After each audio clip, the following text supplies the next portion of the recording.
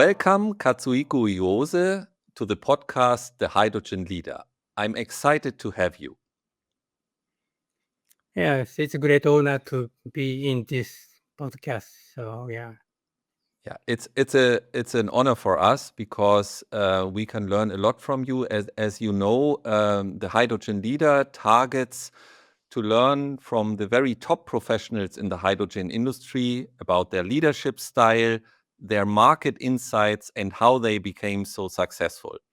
And I think that today marks an important point for the channel because I think you are one of the most famous person in Japan in the fuel cell industry. You're the creator of Mirai, and you have so much legacy. And we will come to all of that and your contributions to the global hydrogen economy. But before we go into that direction, I want to ask you a very basic question. Who is Katsu Hirose? Yeah, that's an interesting question for me. Who am I? So I'm originally an engineer, trained as a physicist. So working 4 years for Toyota as an engineer, and later become a strategist. Then working for combine the hydrogen and policy and economy. So, but before, I'm very proud of the to be involved for two big event of the automotive world: hybrid development and fuel cell development. Yeah, and more specifically, I think in your, 38 years with Toyota, you somehow brought the Prius to life and also the Mirai, and these cars are still out there having lots of customers, and I think it's fascinating to see what you have created with your team. Is there anything more personal that you can share which not many people know about you, Katsu? I think I was very skeptical about hydrogen when Okay. I was working on the hybrid. Right. Then I made a very famous slide where the hybrid can beat fuel cell in Okay. terms of the efficiency, well to wheel. Yeah. So well to wheel was not everybody's the topics until I think end of the 12th, 19th, 19th. So then I create that the picture slide, Yes. which I explain my hybrid to beat fuel cell. Later, Okay. I become my legacy is my biggest enemy. Okay. So when you started the hybrid car on Prius, you made an argument we should go hybrid because fuel cell is not so good. But then it turned out in the coming decades that you became a big advocate of fuel cell. Yeah. And when you were then advocating fuel cell, people were taking out your old slide and say, hey, Katsu, some years ago you told otherwise. Yeah. So I'm cannot be a best engineer in the world, but I'm very proud. I was forced to think deepest think about this issue. So that's why I'm talking later about what is the role of the hydrogen in the society and what the hydrogen can contribute to your life. So this is the beginning of the a little bit escaping from engineer to be I guess a hydrogen missionary. Yeah, and definitely. So we will go deep on your Toyota endeavor in a minute, but as you know, this is also a leadership podcast, and we have a certain management style in Europe. There is a certain management style in America. We are getting to know it more and more these days. But how would you describe your leadership style? How does Katsu lead? Because you had many people under your leadership in Toyota. And what do you think is important when you lead in a Japanese company? I think that most of the European style or American style is actually top-down. So we make a decision, the manager make a decision, and then the engineer working together to achieve his goals. target or his, But Japanese way is more like a engineer building the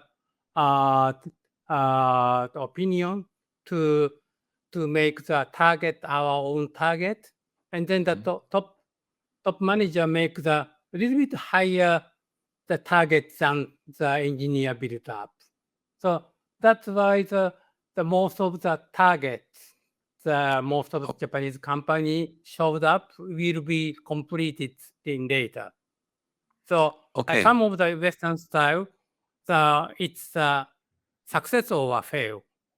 So and when success, the people respect, and it's not success, the people the top will lose the position. But Japanese manager is continue to do a lot of the leadership because of the how we manage the people's their skill or motivation to build up the higher target. So this is the style of Japanese leadership. So narrative is very important for the other engineer and also leader. So just to summarize for me, if I understand it correctly, so a Japanese leader is more focused on the team, that the team creates these proposals, that it can perform, that is educated. So that is the focus of a leader in Japan. And then with a good team, you expect that proposals are made that are revolutionary and that are challenging. And then the role of the Japanese leader is to say, okay, let's aim a little bit higher. We can do more. And then drive the team to success instead of, let's say, giving a target nobody has worked on and then expect to be followed. Yeah. Okay. That's correct. Yeah. Okay. Thank you. And what is the biggest lesson that you have learned? Because I think every professional has years where he is successful or she is successful, and sometimes you're not. And I guess over your career, you have also had success and not so much success. So what would be the lesson that you learned from growing up as an important leader? I think that connecting to this Japanese style, because when I was a young engineer working hard, and I'm proud of a little bit better than others, but this is actually the only 100%, 150%. So if you are working very hard, you can do twice of your people, but only twice. But you combine your people well, it can be 100 times or 1,000 times. So actually, this is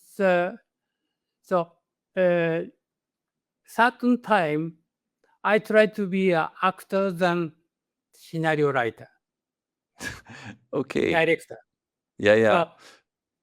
So there is a bigger value to orchestra the team in a good way, so that you have a higher output instead of having individuals working hard without being connected. So you need to focus on the team performance to come to this 10x or 100x output, right? So for this, I think it's very important whether I do this style, or you can do this style. Yeah, for sure, for sure. I think the people will appreciate if you give them ownership and if you give them also the possibility to work on their ideas, right? And that good leadership is only empowering them. One last question on this leadership topic, because you started as a hardworking engineer, but I think you ended up in Toyota as the lead manager for the entire fuel cell exercise. I could imagine that you also needed to adapt, because as an engineer, you need to very precisely work on a detail. Whereas as a leader, you need to give vision, you need to give perspective. That probably what was also not so easy for you to transform. I think that my uniqueness or my character is I'm interested in everything. Right. Not only as engineering or scientific. My biggest hobby was history, archaeology, and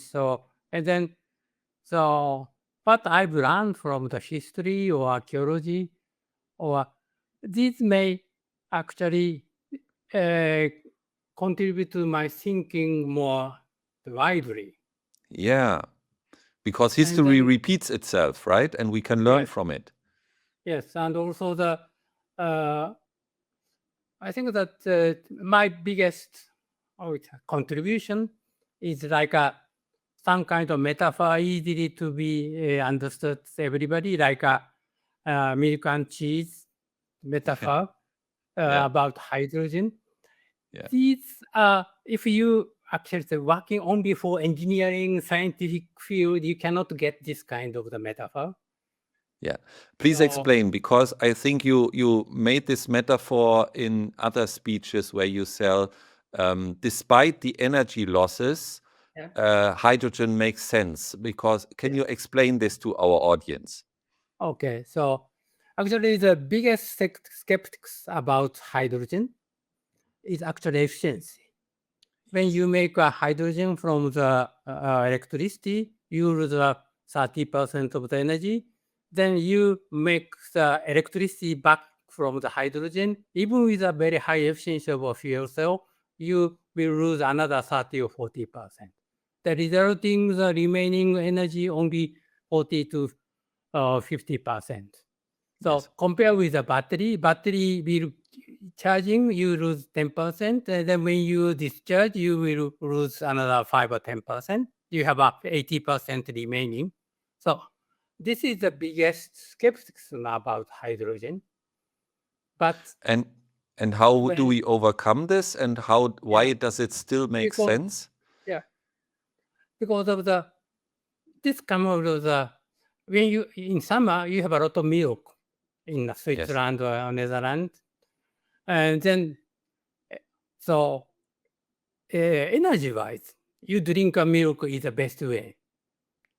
Yeah. So you can feed many people, but you cannot keep the milk forever. Because it's getting old, yes. So changing from the milk to the cheese is you lose some kind of the energy efficiency, but you can increase the value. So two means, of course, you change the seasonal. You have a lot of the milk in summer, but not so much in winter. You can shift to the timeline. This is one value. But more important is once you change the milk into the cheese, cheese can compete other the comparable product like a salami or even the very expensive or the good. So actually, when you change the hydrogen, you can electricity hydrogen, you can add more value. This is the economical value. So I think that because the world is working with the economy. So the very important is if there's any cheap electricity in summer, the wind or winter in the so summer in sunshine and winter with wind, you can convert this to hydrogen. You can create more value, economical value. So biggest criticism is the energy efficiency. But as long as you can get the cheap energy available, efficiency is not a big matter. So economy is more important. So what you're saying is we now need to make a lot of cheese, and because of all the sun or the electricity that is lost, we should use it to make cheese. And in our podcast, we don't make cheese, we make hydrogen, because this is a product which can be used in many different ways in the industry. And I think this is what you're saying, is that people who are looking only on the energy losses, the direct energy losses, they are not seeing the big picture, right? Because all of these criticisms, they eat cheese and they see the value of cheese, right? And nobody was complaining to not eat cheese. Okay, this is a nice metaphor. So thank you for sharing this, and I'm sure that people can buy into this. Coming a little bit back to the Toyota fuel cell, I guess you started as a very young engineer. Why did you actually join Toyota? I know it's a very famous company in Japan. It's important not only for Japan, for the entire world. Is this the dream of every Japanese engineer to work for Toyota? Actually, I joined in 1981. Yes. I'm graduate just postgraduate school of the engineering, but my major was applied physics. So in 1981, the major the interest of the engineer is working on the semiconductor or not AI, but some kind of electronics. That is flourish. So and joining the company was not very. I can say my old friend said, "Oh, why you joined the car company which has 100 years of history and there will be no more challenge in that." So actually, this is something different from the current status of the company. And ironically, I was an engineer challenging most in my 38 years. And my friends joining the semiconductor, unfortunately, Japanese semiconductor industry are falling. So I talked to my student, because I'm also working as a professor. Yes. Don't choose the most attractive company now. It will be declining. So I said that AI seems to be very now. Everybody wants to rush to the AI company. Maybe the 20 or 30 years ago, later, maybe the main industry will be changed. So it is better to challenge those company which is not the focus now. So what you're saying is when people strive to get a new job, they should not look what everybody's doing, but look into what has not yet been built, in particular as an engineer, because this is an exciting environment where you can make great proposals and start something new, right? And learn a lot, instead of you now jump on the train like everybody's doing, right? Yeah. And also my reason to join Toyota is very simple. But I love cars. Yeah, okay. Many people like cars, right? And Toyota is the most famous brand in Japan. Yeah, great. Yeah.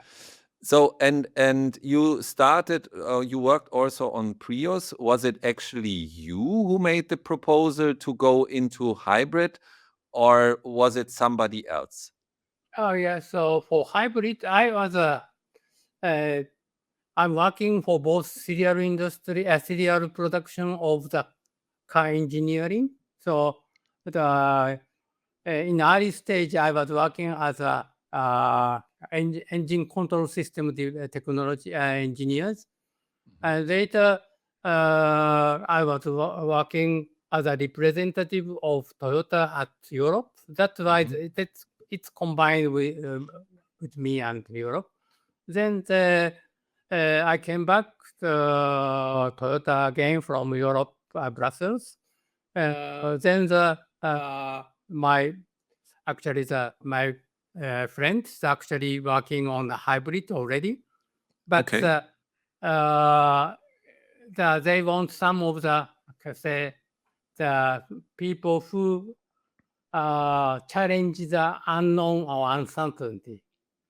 So and there you were coming into play. Yeah. So I joined as an applied physics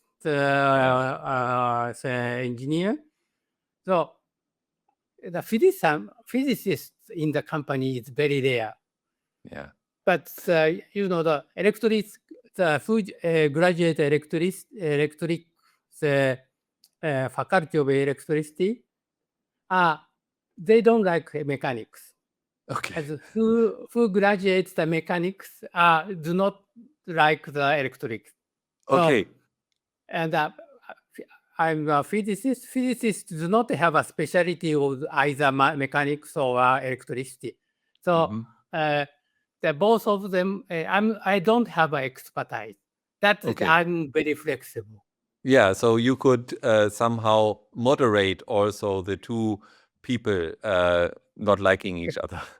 Yeah. So actually, the biggest difficulty of the hybridization, is actually the engineer and the transmission engineer and the vehicle engineer talking in a different language. Like I said, the Tower of Babel. Yeah, because I'm not an engineer, but what I could imagine basically was a challenge. In a hybrid car, you need both. You need a system which is a common combustion, and you need and this increases the cost at the beginning, right? So you need to argue that it makes sense to do two systems in one car, but we will still be better off, right? That was probably the main point. Yeah. So actually,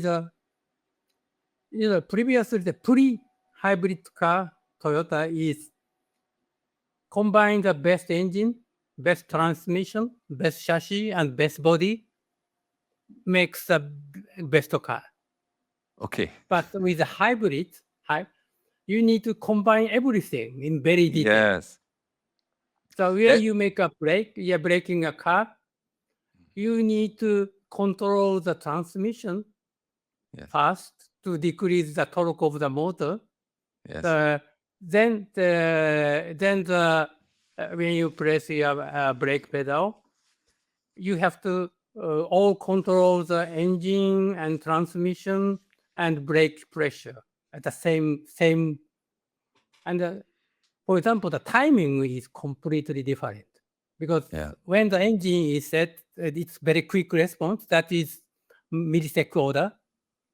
But chassis is 100 millisecond, and brake is very slow. So when you talk about, this shall be done very quickly, this is completely different to chassis engineer and the engine engineer and the transmission engineer. So you need to moderate these, or you need to interpret those words. Yeah, and this is the most difficult one. Yeah.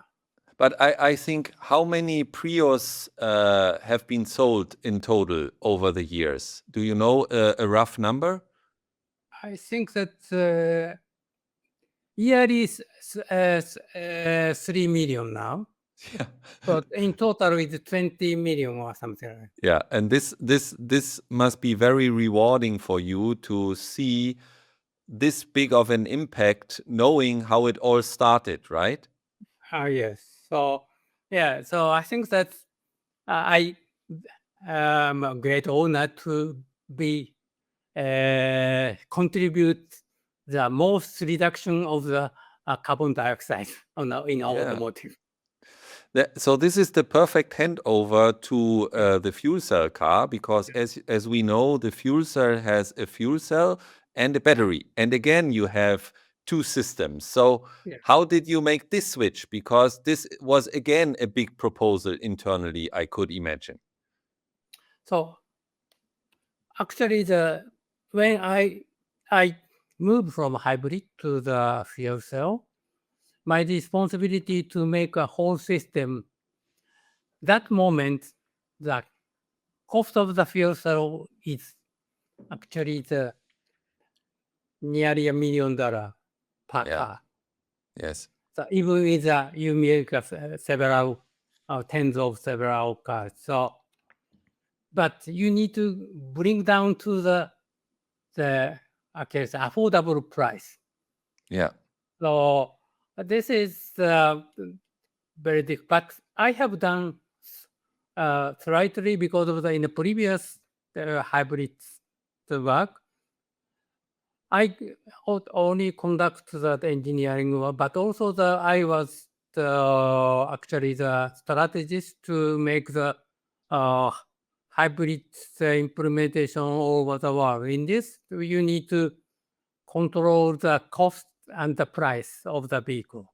And I think when I moved from the hybrid to the field, the biggest issue is because people are working to make a cost down or improve the technology, but they don't have a clear target of the future fuel cell car. Yeah. So some effort to cut the 30% of the material and 40% of the engineering work and the assembly cost, but still very, very far higher than that people can afford.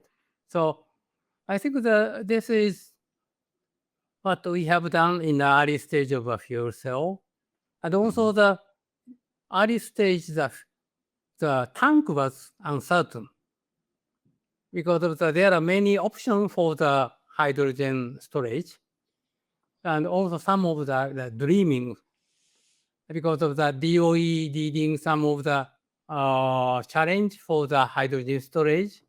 Yes. And then there's a big gap between the academy and the engineering because the engineer shows the target as a system. Because of to make an affordable car, you can make the tank comparable to the current gasoline tank. Yeah. Yeah. But the academy take this completely differently because they show the energy density target. Energy density target is only the material target, so not a system target. So I need to work to combine the reasonable target for both the science, academy, and the engineer. So then working very hard to make the whole system. So, and then show that, of course, it was not so easy to still the engineer working very hard, struggling to achieve the cost target. But I think that we discussed with those research engineer to put the moderate, reasonable target as a system. This is actually what I have done in early stage. Yeah. Yeah, and we know that the Mirai is now in the second generation, and we hope that it's also there will be a new generation of the Mirai. And it seems that the first generation was looking a little bit like Prius, but now it's becoming more sporty. Is this also part of the strategy that you think that you need to link fuel cell with an emotional product like Tesla, that it attracts people who don't buy for cost but buy for emotion? Yeah, I think so. Because the car is emotional products. Yes. So even the engineerically or technically very, very variable one. But most of the car purchase decision is made by partners in many families. Yeah. So my wife always says, "Oh, it's a good color car." Yeah. Yeah. So the technology inside is not so much interest for her. Yeah. So I think this is very important to make an impressive car or Mhm. the customer. This is very important. So we probably lose a little bit of this direction because we made the best effort to make a best product. But best product is not always a best Selling product. yeah. Yeah. Yeah.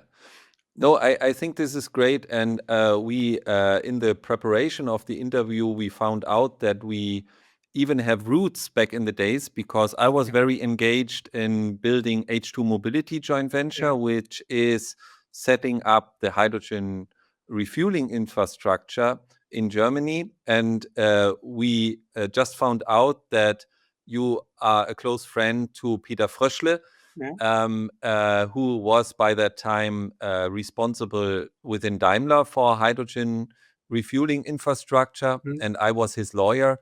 And we worked also with Andy Fuchs, who is your representative in Europe.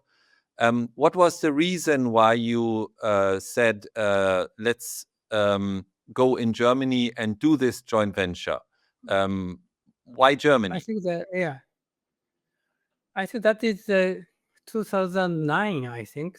So, we recognize that fuel cell can be, the car can be, producible now, that moment, within decades. So, 5 or 10 years time. So, but without the infrastructure, we cannot sell a car. So there are a lot of talking about chicken and egg issue. Yes. So fuel cell and high infrastructure is not chicken and egg because without hydrogen infrastructure, no car can be sold. So exactly. Actually, the Mr. Toyota later said this is flower and bees. So okay. So you need to, the history of the flower. Flower cannot be flowered without insect.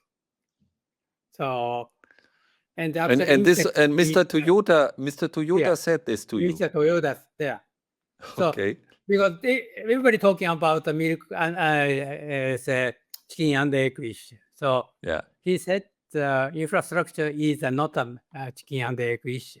So it's a flower and bees. That's a good metaphor, I think. You need to have this symbiosis, right? Both of them need each other, and it's good that they have each other.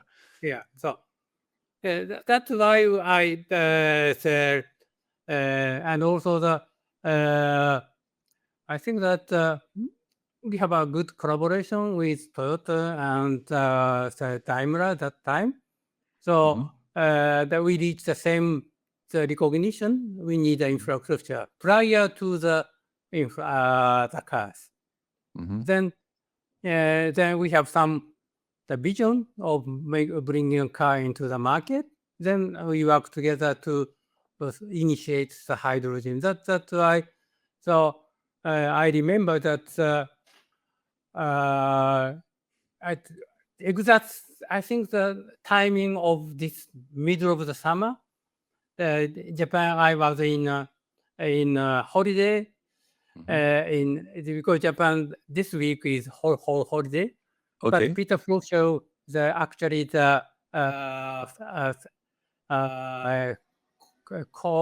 called me. I was in the middle of the supermarket and talking about draft of the memorandum understanding. Okay. Daimler, Toyota, and Honda, Nissan, and the Hyundai. I think that and I modified in front of the fruits. I still remember that I'm. Oh my god! Oh my god! Starting 30 or 40 minutes in supermarkets and watching the bunch of the oranges and modifying the the word of the memorandum of understanding. So I have heard many great stories already on this podcast, but this is really on top of it. This is the high score. So yeah, it's crazy, and it shows, dear Katsu, it shows how passionate you are, right? Because normal people would say, I cannot do this now, I'm in the supermarket. But you said, okay, Peter, let's have a look and let's negotiate this through even in the supermarket. And it's crazy. It's crazy. It shows how passionate you were, right? I think that currently Toyota is very much linked to BMW. And I think you also have a technology cooperation. And what many people don't know is that Toyota is offering patents in the fuel cell industry for free. Can you explain the strategy? Because this is, I think, a courageous move to get the ecosystem going, right? I think that Toyota's, I think the back to Toyota's recognition because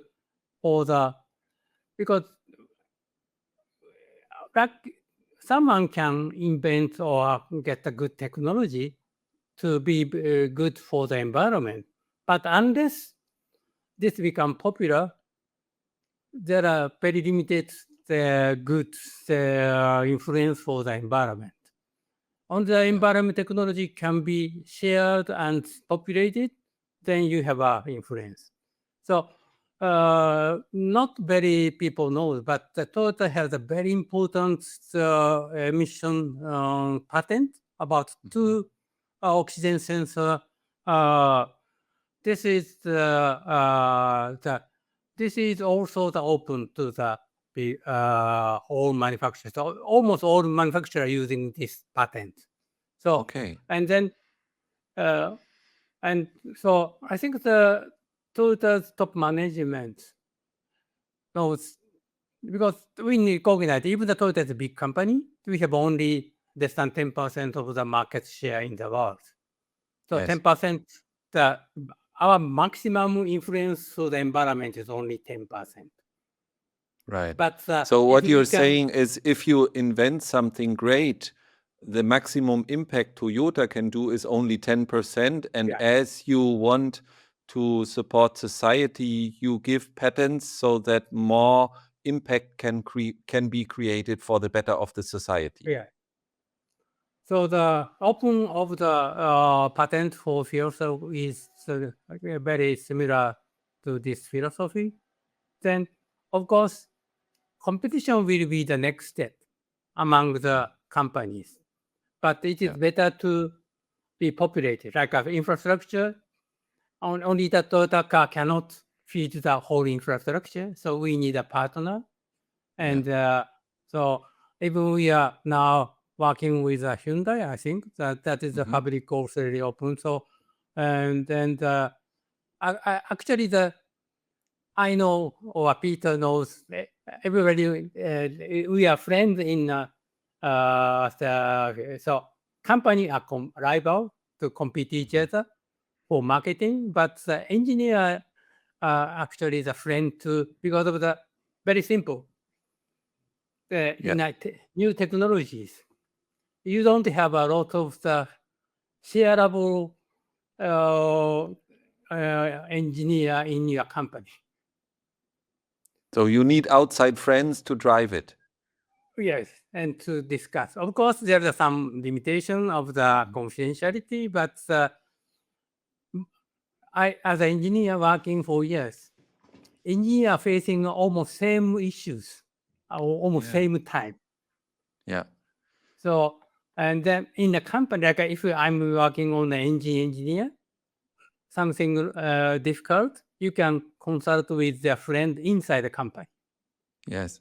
But when you are working on the fuel cell, you don't have a lot of the engineer working on your company. So it is better to discuss. That's why the Toyota is now collaborating with Honda or a major company to solve the issues, the membrane or these kind of things. So I think this is actually the Europe is actually doing a little bit different way. You have some kind of the FEV or file, or so actually you can collaborate or you can share some technology with those consulting company. But Japan has not such a company. So, but engineer actually the friendly than marketing people. Yeah, I think this is also good to remind ourselves, because the global climate crisis, this is even a bigger topic, and nobody will solve this alone, and no company, and we need to cooperate to tackle this. And I think if players like Toyota say we are too small, we need it's a big wake up call for all of us, and I think this is very inspirational. On this passenger car part, there is one question I want to still ask you, because many people think that fuel cell has lost the race against battery vehicles. Interestingly, Toyota announced that they are now also developing a hydrogen combustion engine. So how does this make sense from the outside? Is it that we go battery electric only, or why are we still not having the right way forward? I think the very important message is we do not stick to the technology. Mm-hmm. We be open to use all technology to tackle with the issues. So our target is not a hydrogen society or a low carbon society. Our target is actually the sustainable society in terms of the economy, in terms of the environment, in terms of the energy. So I think to achieve this, we don't need to stick to the certain technology. So battery is a good technology, but there is some restriction of the material. So I think finally the EV wave is a little bit now standstill because of the high cost of the battery. Yeah. So it can be good for the expensive car, but because of I think the 70 or 80% of the car on the market is small ABC segment. Yeah. So, and cost-wise, ABC segment with battery EV is still very difficult because of the material restriction. So actually the performance-wise, battery EV is great. Yeah. So without because of the fuel cell and combustion is very complicated to the control both emission and the system. The battery is much easier. But biggest issue is still the material. So, and the fuel cell is complex, but there's a big potential to reduce the cost because it's more process cost than the material. And then combustion engine has still big potential, but I personally, I'm no longer working on the hydrogen, the Toyota. So the hydrogen combustion engine is probably not suitable for the passenger car because of the restriction of the hydrogen storage. But we don't need to deny all the possibility because of the when I started the hybrid, many engineers, especially European engineer I've heard is this is too complex and too costly. Yeah. This will never be main product of in the future. Yeah. Then it changed only 10 years later. Yeah. So all it's impressive on the motor show. So I think that we don't need to limit the technology. But I personally think the fuel cell is still much better than combustion engine for the use of hydrogen. But yeah.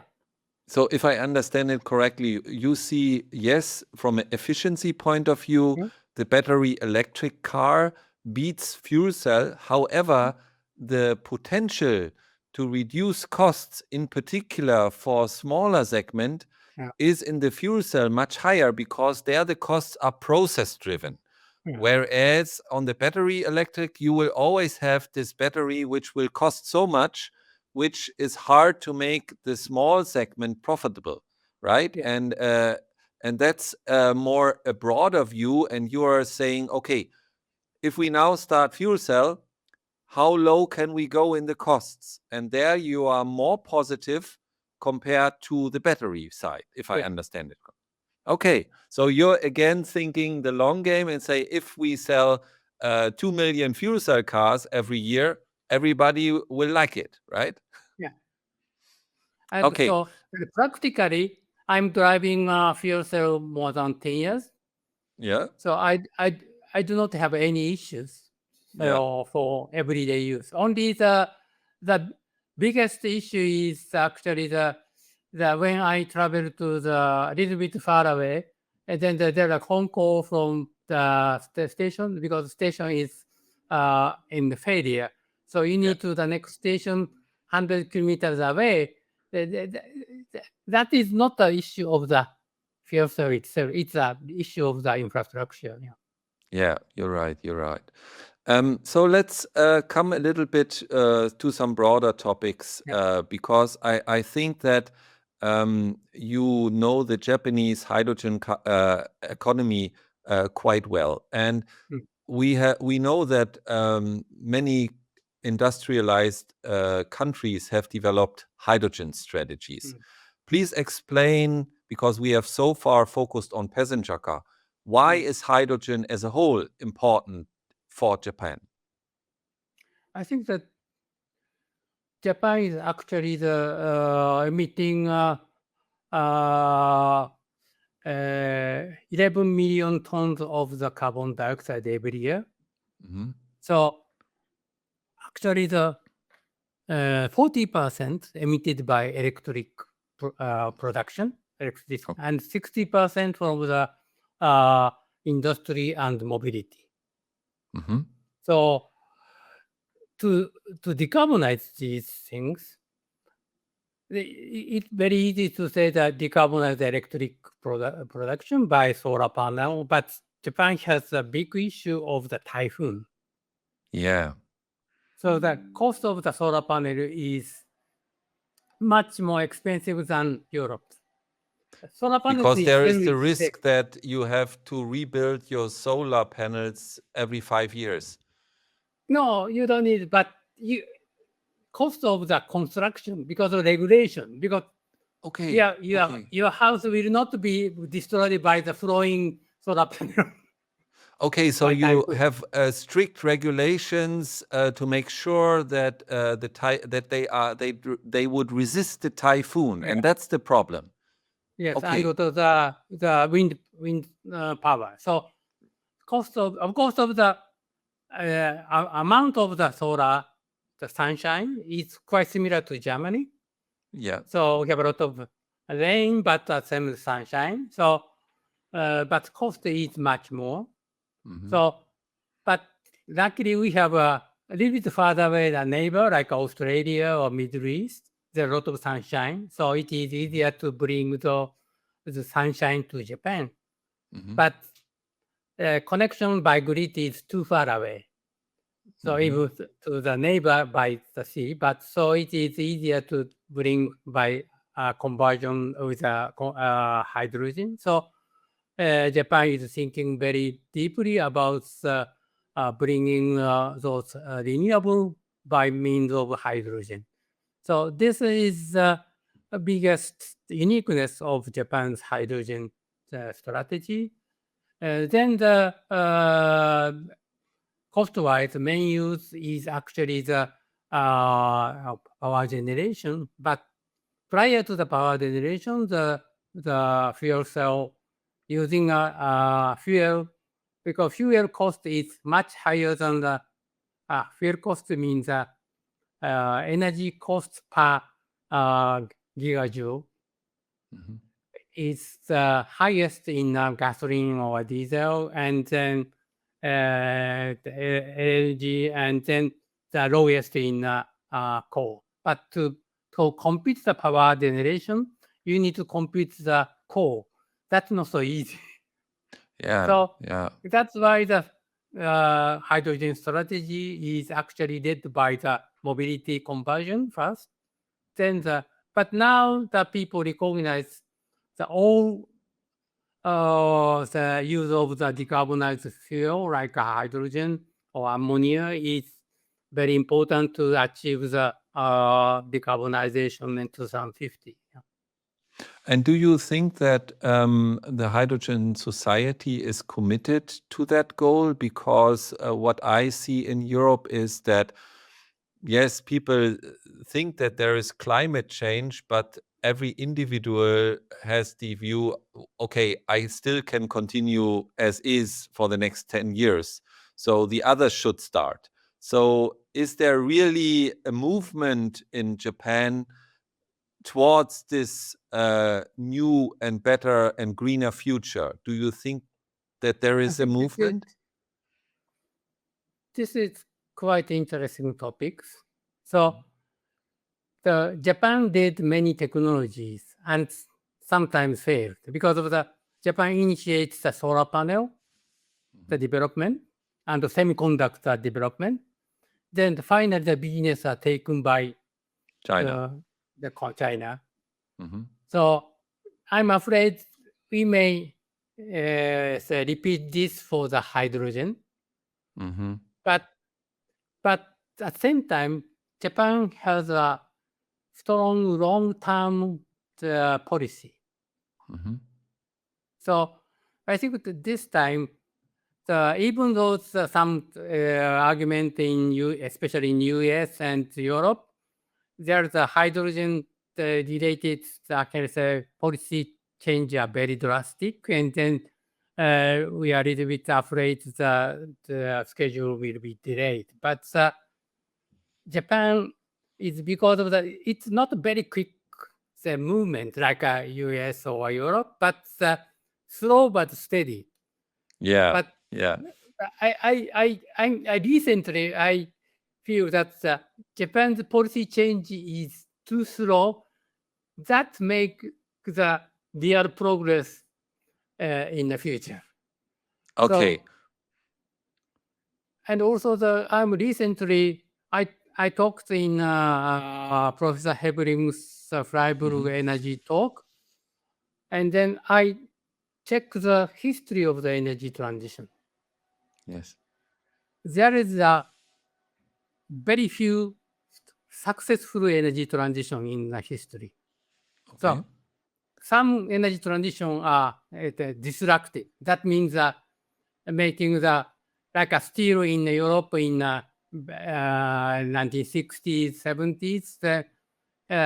But Japan are lucky to make the good energy transition in liquid natural gas. So it was first imported in 1969 to Japan with already 500,000 tons. Yeah. Then when the first oil shock came in 1972, it reached 3.4 million. And the second to the oil shock in 78, I think that then the 14.4 tons of the energy are coming. So, infrastructure needs long time thinking and huge money. Yes. Why Japan could do? It's actually this is quite interesting, and also this is some kind of the lesson learned from the history. Yeah. Because of when the Japanese government or people make a decision for this LNG import to Japan, because the first import in 1969 means the decision was made at least 10 years before, because of the LNG value chain is very complicated long. So that means 1959. This is just decades after the war. Yeah. And like Germany or Japan are struggling to survive for everybody. But people talking, and this is, I'm thinking, try to find why this has happened. Because you don't have a lot of money, and also the LNG was 4 times, 5 times more expensive than the oil at that time. Yeah. Because of there are a lot of argument about why the Japan was forced to be in the war. Or I think the historians arguing, but those people who were in the war recognize that Japan was forced to be in the war, into the war because of the lack of the energy, because of the America and the UK and Netherlands embargo the oil to Japan. Japan, because of the, quite interesting is that moment, 1939, the embargo started. No one wants to go in war, even US. Yeah, But that was. Years later, there's a war happened because of this is bluff. Because America or those people bluffing Japan to withdraw from China using this energy embargo. Then Japan was unwillingly to be in war. So those people who did make a decision to make an energy transition from the coal and oil. This is controlled by somebody, not by Japan. So we want the energy to be controllable by our own. So it's about energy independence. Yeah, security data. So actually the cost of the LNG value chain was actually the investment to prevent the unfavorable future. That moment's unfavorable future war. I think this is currently a very similar situation. Why? Because of the US geopolitical shakeups, or why do you think is it similar? Similar is because we are recognize the big difficulty of the global warming. Yes. We cannot make a decision now. This will coming out. So this is the unfavorable future. Okay. So, and then the current discussion in Europe and US is very simple. That's money,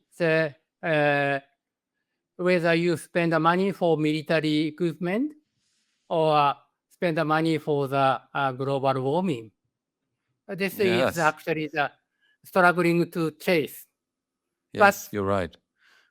But military equipment is almost same because you don't want to go into the war. No, nobody just wants spend the money to prevent the war. Because you spend the money for the military equipment to prevent the war. So this is very similar. So actually global warming is actually the unfavorable future. So unless we spend some money for energy transition, so I think it's quite similar. So the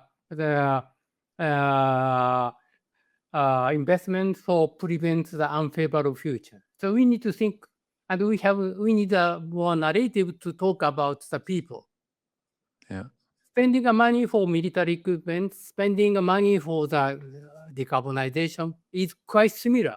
And big difference is actually we can create a favorable future with the spending decarbonization like a hydrogen. Because we will bring more industry and more our controllable energy and controllable environment.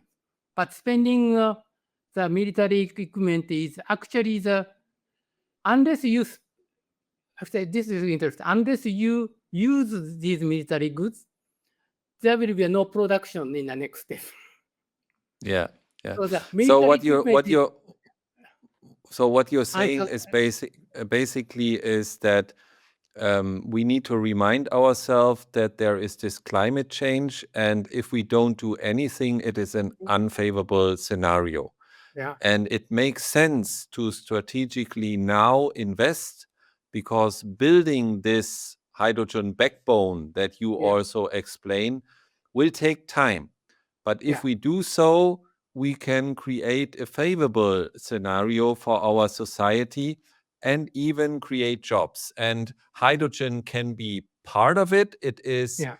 not the only solution, but we need to make these strategic investment decisions to create this path for the future. Is that correct? Yeah. And do you think that the Japanese government is taking bold steps in that direction, or are they still maneuvering a little bit and don't know what to do? I think that the good thing of Japanese government, the lot of argument, discussion for making a decision. The once the decision was made for the policy, it will continue for a while.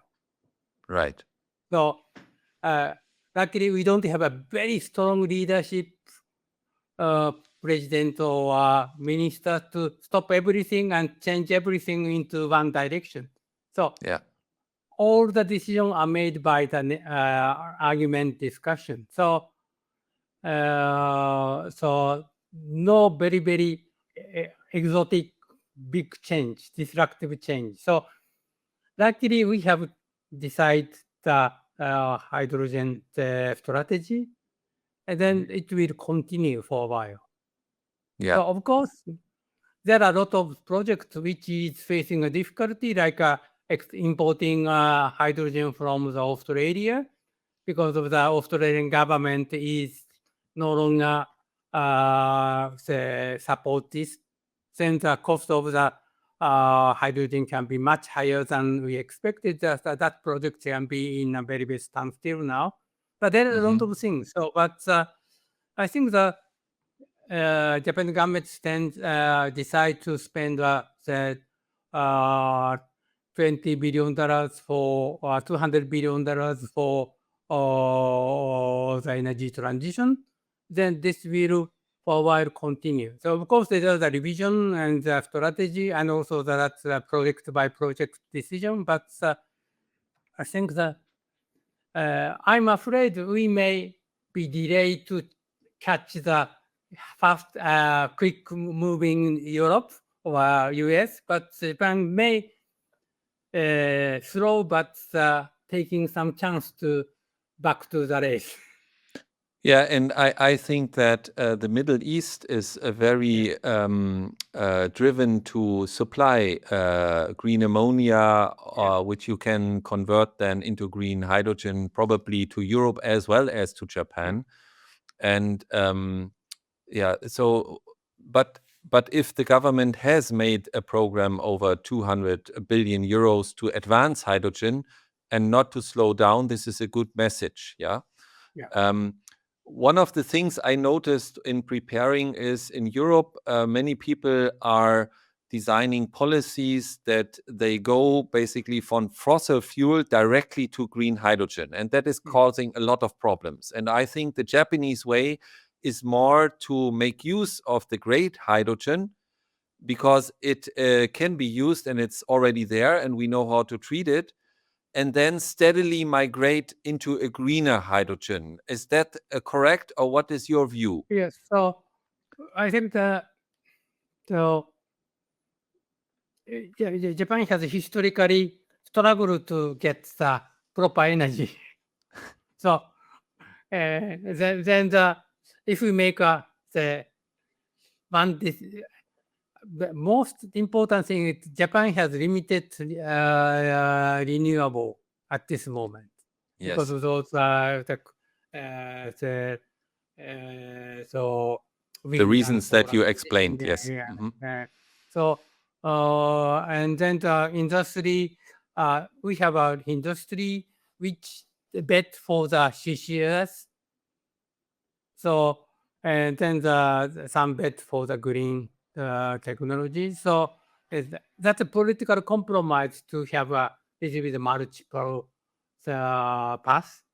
But back to our the goal. Goal is not just green hydrogen or a renewable only solution. Our sustainability, and sustainability is not only for the environment but also the economy. So I think the Japan's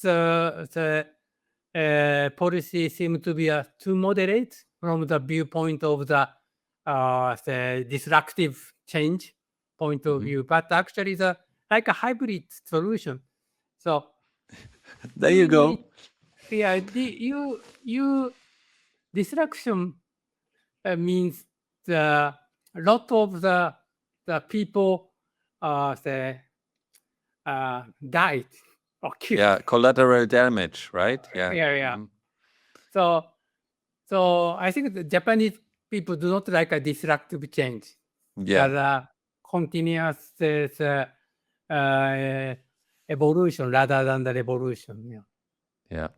And so now closing a little bit towards the end, there are two basic things I wanted to ask you. So you have been an ambassador for more than 40 years for the fuel cell technology. And I think you built a big legacy and made a lot of impact with what you've done. But still, the hydrogen and fuel cell industry is not yet there. And I've seen speeches of you of 2015, which was 10 years ago, where you painted a great picture of fuel cell technology. So I ask myself, all this dedication for 40 years, was it worth it, despite it is so slow? Yeah. So living in, I'm now age of 70. Yes. So very important is actually when you are young, 10 years is a very, very long way to go. Yeah. Even the 5 years is a long way to go. You are in senior high school student. 10 years later, you are in a company, but you never think about this. But when you are in after 10 years time, you look back the 10 years, it's very quick. Yeah. So for me, that's 70 years. Okay, sorry, I remember only from 5 or 6, so I remember 65 years probably. So 65 years to go is far away. Yeah. But 65 years ago is actually like yesterday. Yeah, you're right. So, and I think it also has something to do, if you love what you do, you don't recognize the time that goes by, right? Yeah. So, and also the what I experience is believing is a way to achieve it. Yes. Yes. So, and also what I've learned from the Prius is that even the Prius was actually the unachievable technical dream in the beginning. Yes. So then what I've learned from the Prius development is big dream can be easily achievable. But small dream can be very difficult. Like a small dream to be a billionaire or getting a very good partner, that people said, oh, that you can do it. I don't care. But if you can make a beautiful, sustainable society together, people help us. Yes. And then many people help us, then this can be achievable. So Prius case, it was very difficult from but the many people help us to build. Then within only few years time, that has been done. So I think this is that's why I initiate Hydrogen Council. Yes. So that was actually the start point is actually the good picture in actually the only a drawing good picture. But many people agree to taste this real good picture. Then the hundreds of the company are now joining and then working and attract the politicians and finance people. So I think that it's only 10 years ago the Hydrogen Council initiated. And then it's now a big organization. Yeah. And then, so 10 years, then some people said, oh, yeah, hydrogen is still very, very early stage. But even the hybrid, when we started in Prius in almost 30 years ago, 1995, and then sold in 97. So it's already 30. Then it's accumulated at 220 million cars now on the market. So it took nearly 30 years. Yeah. So for car industry or this, 10 years is very short. Yes. Yeah. So this is great, dear Katsu, and it's quite emotional for me because I personally think that what I like about the hydrogen economy is that there are so many passionate people. And seeing people like you or Professor Hebling, they are not up for the money. They want to make an impact for the better. And doing this not for 2 years or 3 years, but dedicating your life to it is, I think, something special. And I realize now I've learned a little bit more about Japan, and I think also our audience learned about more, because the big picture is just like you build a hybrid car with the Prius, the Japanese hydrogen economy is also, again, going hybrid, not disrupted, pursuing the new technologies, but not losing the people by doing so. And I think that what you said in the very end, that you need to have big dreams to invite people to follow. And then even big dreams are much easier than small dreams, because nobody cares about small dreams. And what you have done over all these years is you have created big dreams and people were following you. And I'm so grateful that you are explaining this in such a personal way. And I want to say deeply thank you to you, dear Katsu. Yeah, it's great pleasure, and also the great pleasure to share. And also I think that everyone listening this video, also drawing a good picture of our future together. Yes. And then achieve it. Yeah. That's the perfect ending. So let's create the future and win the people. And I think with this podcast, we have contributed into that direction. Thank you very much for being on the show. And please keep up your great work and keep inspire globally. I will continuously look forward to monitor your activities, and I'm very thankful that you have been there. Thank you very much, dear Katsu. Thank you very much. Goodbye. Yeah.